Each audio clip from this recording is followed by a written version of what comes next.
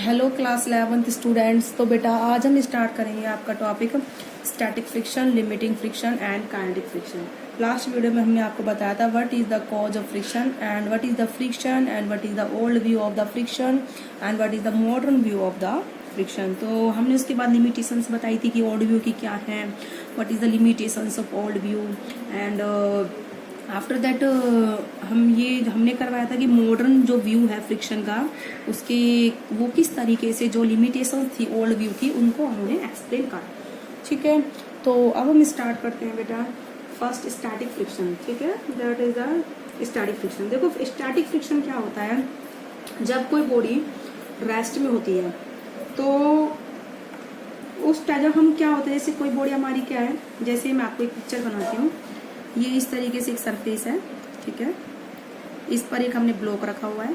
ठीक है, तो इसका जो वेट है वो कैसे लगेगा बेटा, डाउनवर्ड। उसके नॉर्मल हमें रिएक्शन मिलेगी इक्वल एंड अपोजिट, क्योंकि रेस्ट में है। तो उसके बाद हम क्या करते हैं, अब ये बॉडी रेस्ट में, हमने इस पर क्या करा, फोर्स अप्लाई करा। ठीक है, जैसे ही ये क्या आएगा, हम इस पर फोर्स लगा रहे हैं, तो अगर हमने मान लो 10 न्यूटन का फोर्स लगाया और ये ऑब्जेक्ट मोशन में नहीं आया, ठीक है, तो लेकिन जैसे ही मैंने 10.1 न्यूटन लगाया, ये जो ऑब्जेक्ट एकदम से मोशन में आ गया, तो 10.1 न्यूटन से पहले जो फोर्स लगाए 10 न्यूटन, उससे पहले हमारा ब्लॉक जो मोशन में नहीं था, तो इट मीन्स कोई अपोजिट में फोर्स था जो इसको रोके रखा था, मतलब रेस्ट में रख रखा था जिसने इसको।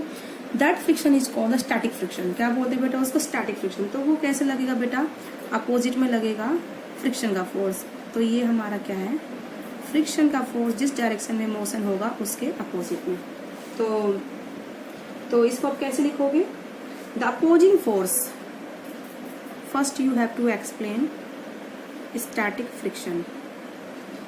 क्या होता है बेटा, द अपोजिंग फोर्स। ठीक है, the opposing force that comes into play.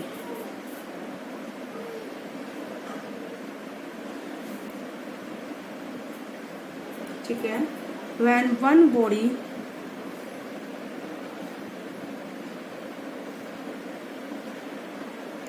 tends to move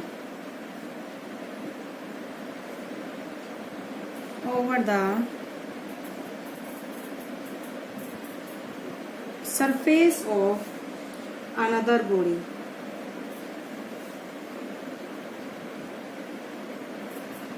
but the actual motion has not start. इसमें मोशन स्टार्ट नहीं होगा बेटा।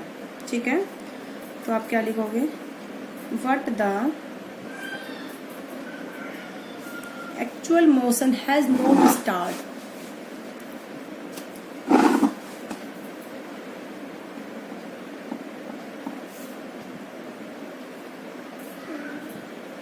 Has not started. तो उस टाइम पे हमारा कौन सा फ्रिक्शन लगता है बेटा, स्टैटिक। अब जैसे मैंने 10 न्यूटन का फोर्स लगाया, हमारा ब्लॉक मोशन में नहीं आया। अब जैसे ही मैंने 10.1 न्यूटन लगाया, ये एकदम सडनली क्या करता है, इसकी इंटरलॉकिंग ब्रेक होगी और ये मोशन करना स्टार्ट करेगा। तो जैसे ही मोशन करना स्टार्ट करेगा, ये जस्ट उस टाइम पे जो फोर्स लगता है that is called the limiting friction. क्या बोलते हैं बेटा उसे, लिमिटिंग फ्रिक्शन, जो अपोजिट में फोर्स लगता है। तो स्टैटिक, पहले मैं आपको और बताना चाहूंगी स्टैटिक फ्रिक्शन के बारे में। पहले तो खुद से नहीं लगता, हम अप्लाइड फोर्स लगाएंगे तो उसके ही अपोजिट में क्या लगेगा, फ्रिक्शन का फोर्स लगेगा। जितना हम अप्लाइड करेंगे उतना ही फ्रिक्शन का लगेगा, जितना हम अप्लाइड करेंगे उतना ही फ्रिक्शन का। लेकिन ऑब्जेक्ट जैसे ही इंटरलॉकिंग ब्रेक होकर स्टार्ट करना शुरू करेगा मोशन, उस टाइम पे एकदम से कौन सा फ्रिक्शन लगेगा, लिमिटिंग फ्रिक्शन। उससे पहले कौन सा था, स्टैटिक फ्रिक्शन। ठीक है, तो आप इसको नोट बना के लिख लीजिए चाहे। Static friction does not exist by itself. Static friction does not exist by itself।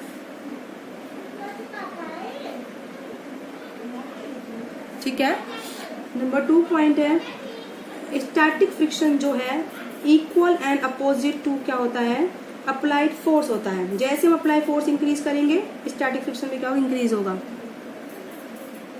It is equal and opposite to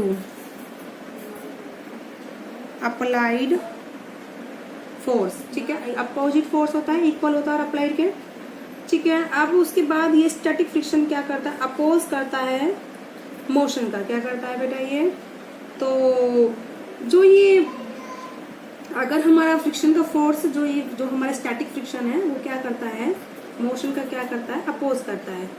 तो चाहे वैसे भी हर फ्रिक्शन ही मोशन का अपोज करता है, ये कोई इसमें चलो खास लाइन नहीं है, हम इसको नहीं लिखते। अब हम स्टार्ट करते हैं लिमिटिंग फ्रिक्शन। देखो बेटा लिमिटिंग फ्रिक्शन क्या होता है, हमने 10 न्यूटन का फोर्स लगाया अप्लाइड फॉरवर्ड डायरेक्शन में, ऑब्जेक्ट मोशन में नहीं आया। जैसे ही मैंने 10.1 न्यूटन लगाया फॉरवर्ड डायरेक्शन में, हमारा जो ब्लॉक है वो मोशन करना क्या करता है बेटा, स्टार्ट कर देता है।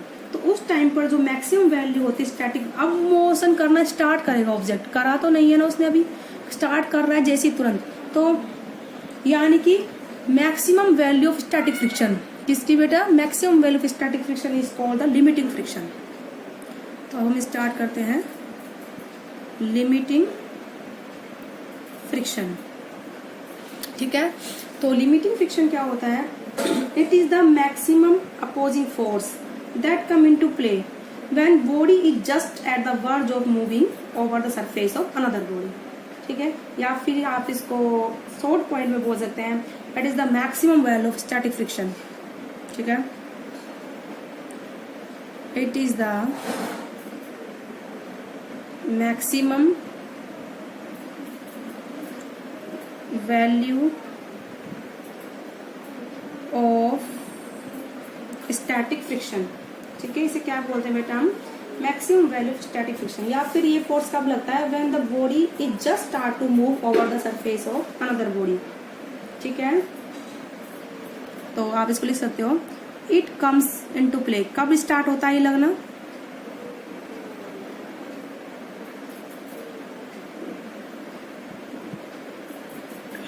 when one body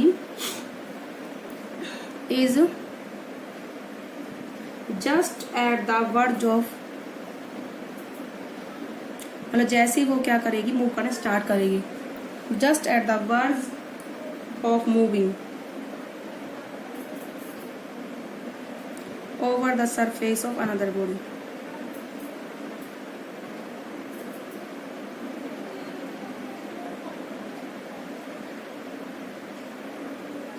ठीक है। अब आता है इसके बाद हमारा काइनेटिक फ्रिक्शन। काइनेटिक फ्रिक्शन कब लगता है, वर्ड बता रहा है हमें काइनेटिक, ठीक है। यानी कि जब ऑब्जेक्ट ने मोशन करना स्टार्ट कर दिया तो उस टाइम पर जो फ्रिक्शन लगेगा that is the kinetic friction, ठीक है। तो it come into play when one body is actually moving the over the surface of another body. तो it is opposing force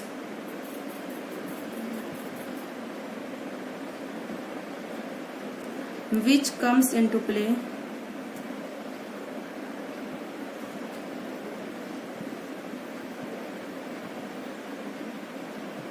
when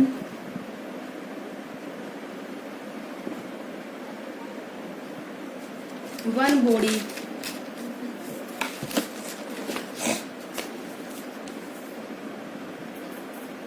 is actually moving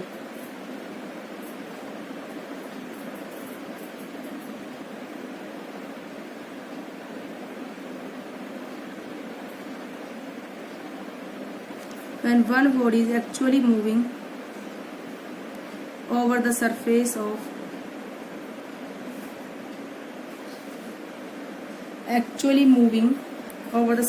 of another body,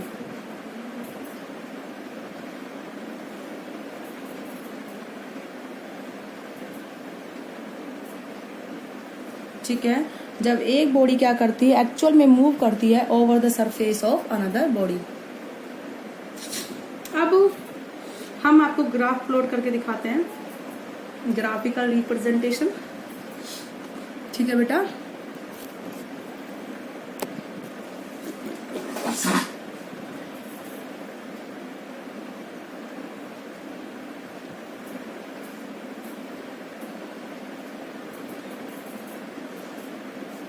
हम graphically कैसे represent करेंगे, ठीक है, इन frictions को। देखो बेटा, that is the applied force. हम इस एक्सिस पर क्या लेंगे,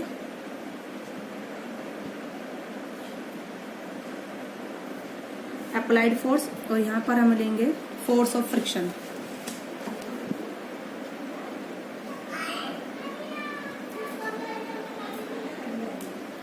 ठीक है, अब देखो जैसे जैसे हम अप्लाइड फोर्स इंक्रीज करेंगे, मैंने बताया जितना अप्लाइड फोर्स उतना स्टैटिक फ्रिक्शन। तो ये आपका किसका ग्राफ होगा, इस स्ट्रेट लाइन में स्टैटिक फ्रिक्शन का। ठीक है, अब जहां तक ये मैक्सिमम जाएगा, ये हमारा maximum, this is the limiting friction. उसके बाद फिर ऑब्जेक्ट मोशन करना स्टार्ट कर देता है, तो ऑफ कोर्स अपोजिट फोर्स क्या है, कम है, तो इसलिए लिमिटिंग फ्रिक्शन से काइनेटिक फ्रिक्शन क्या होता है, कम होता है। ठीक है, देखो बेटा, तो ये यहाँ तक स्ट्रेट लाइन है। ठीक है, ये कौन सा फ्रिक्शन है बेटा, एफ एस, सफिक्स मैंने क्या लगाया, एस, यानी कि स्टैटिक फ्रिक्शन। कौन सा फ्रिक्शन है बेटा, ये स्टैटिक। ठीक है, और यहाँ पर जो इस पॉइंट पर है, दैट इज द, ये मैक्सिमम वैल्यू हमारी स्टैटिक फ्रिक्शन की, this is the limiting friction. कौन सा है बेटा, ये लिमिटिंग फ्रिक्शन। ये स्टैटिक फ्रिक्शन यहाँ से यहाँ तक, ठीक है, ओ से लेकर ए पॉइंट तक। अब जैसे ए पॉइंट पर आए उस टाइम कौन सा फ्रिक्शन लगेगा, मैक्सिमम वैल्यू है स्टैटिक फ्रिक्शन की, तो कौन सा फ्रिक्शन होगा बेटा, ये लिमिटिंग फ्रिक्शन। उसके बाद मोशन करना स्टार्ट, ऑब्जेक्ट मोशन करना स्टार्ट कर देता है, तो ऑफकोर्स उसका जो फ्रिक्शन का फोर्स अपोजिट का वो कम होता है, तो that is the kinetic friction. क्या बोलते हैं बेटा इसे, काइनेटिक फ्रिक्शन।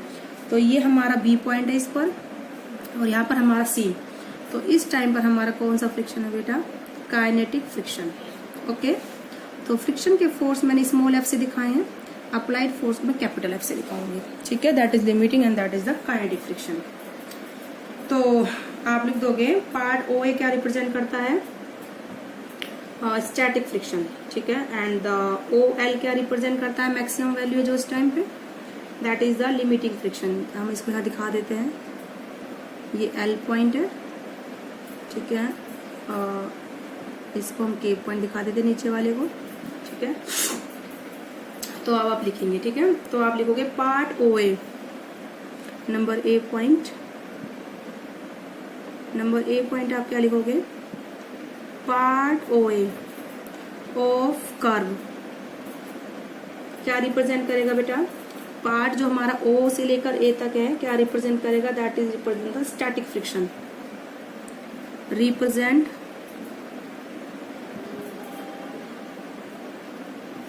Static friction. ठीक है, उसके बाद जो आपका कौन सा प्लॉट है, पार्ट,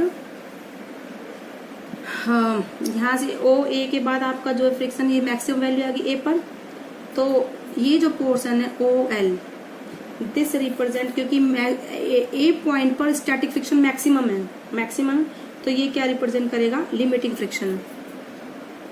तो बी पॉइंट लिखिए, एट पॉइंट ए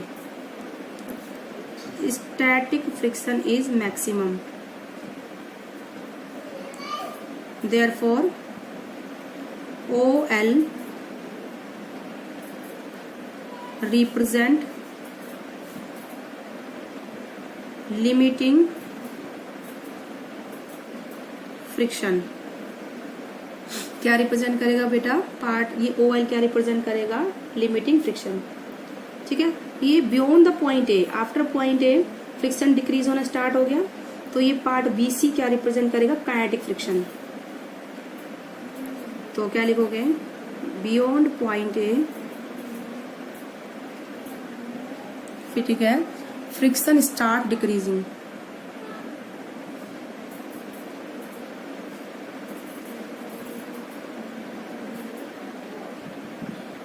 ठीक है, डिक्रीज होना स्टार्ट होगा, therefore the portion BC represent the kinetic friction।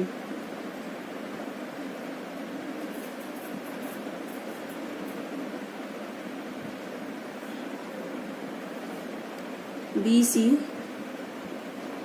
represent kinetic friction।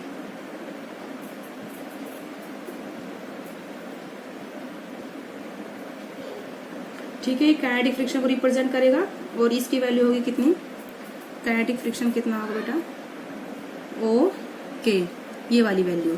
ठीक है, दिस इज द, और इस बात को आप याद रखना, kinetic friction is always less than the limiting friction. Okay, चाहे इसको नोट बना के लिख लो। Kinetic friction is always less than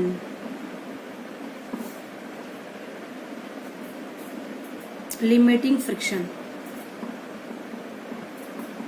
तो काइनेटिक फ्रिक्शन हमेशा क्या होता है, लिमिटिंग फ्रिक्शन से कम होता है। तो ये आपके क्या थे, फ्रिक्शन थे, ठीक है। तो फ्रिक्शन मतलब क्या होता है हमारा, दैट अपोज द मोशन, मतलब अपोजिट में फोर्स होता है, ठीक है। अब इसके बाद आपके हम स्टार्ट करेंगे डायनामिक और काइनेटिक फ्रिक्शन, ठीक है। अभी इसी वीडियो में कर देती हूँ मैं। अब आपका आता है डायनामिक फ्रिक्शंस, जो यानी कि काइनेटिक फ्रिक्शन। ये काइनेटिक फ्रिक्शन था ना हमारा, ये 2 टाइप के होते हैं, ठीक है। तो काइनेटिक फ्रिक्शन, या फिर इसको बोलते हैं हम, ऑब्जेक्ट मोशन में है ना बिकॉज इस टाइम पर, तो मोशन 2 तरह का होता है। अभी हम आपको बताते हैं काइनेटिक फ्रिक्शन और dynamic friction are of 2 type. कितने तरह के होते हैं बेटा, ये 2 तरह के होते हैं। नंबर फर्स्ट है हमारा स्लाइडिंग फ्रिक्शन, यानी कि ऑब्जेक्ट क्या कर रहा है, स्लाइड कर रहा है सरफेस पे। और दूसरा क्या है, रोलिंग फ्रिक्शन, जिसपे ऑब्जेक्ट क्या करता है, रोल करता है। तो नंबर फर्स्ट है आपका स्लाइडिंग फ्रिक्शन, और नंबर 2 है बेटा आपका रोलिंग फ्रिक्शन, ठीक है। स्लाइडिंग फ्रिक्शन कब होता है, जब ऑब्जेक्ट क्या करती है, स्लाइड करती है। और रोलिंग कब होता है, जब ऑब्जेक्ट क्या करता है, रोल करता है, ठीक है। तो आप इसको लिख लीजिए। स्लाइडिंग फ्रिक्शन क्या होता है, when one body is actually sliding over surface of another body, ठीक है। तो स्लाइडिंग फ्रिक्शन क्या है, when one body actually slide over the surface of another body, ठीक है।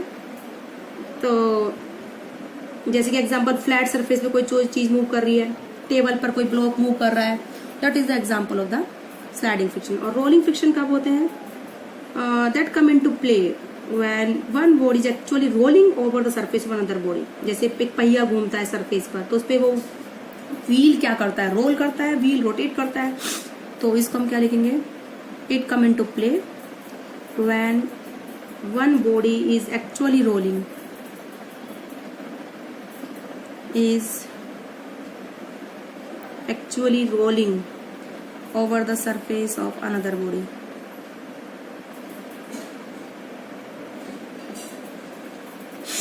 Another body.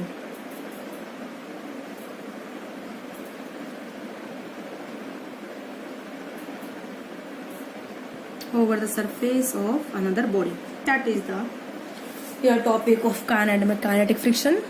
That is the sliding friction or rolling friction.